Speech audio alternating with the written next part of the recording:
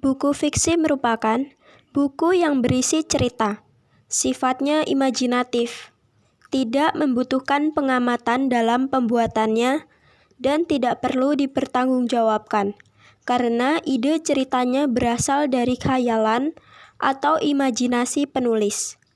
Bahasa yang digunakan biasanya bahasa kiasan atau konotatif. Jadi, pembaca diajak untuk masuk ke dalam cerita itu dengan bahasa yang tidak biasa. Buku nonfiksi merupakan buku yang berisi kejadian sebenarnya dan bersifat informatif. Dalam buku nonfiksi, membutuhkan pengamatan dan data dalam pembuatannya, sehingga dapat dipertanggungjawabkan isinya. Bahasa yang digunakan biasanya bahasa denotatif atau bahasa sebenarnya. Jadi, pembaca dapat langsung memahami maksud dari isi buku. Buku nonfiksi dibuat berdasarkan pengamatan dan data. Maka, isi dari buku tersebut harus memiliki fakta-fakta. Oleh karena itu, buku nonfiksi sering dijadikan sumber informasi oleh para pembaca. Setiap buku memiliki bagian-bagian yang harus dikenali. Informasi dalam buku fiksi berupa unsur pembangun karya sastra. Selanjutnya, unsur atau isi buku fiksi terdiri atas unsur-unsur intrinsik karya sastra, termasuk sistematika dan kebahasaan. Secara umum, sistematika atau fisik buku fiksi antara lain: sampul, halaman judul, hak cipta, daftar isi buku yang terbagi dalam jumlah bab atau judul, dan tentang penulis.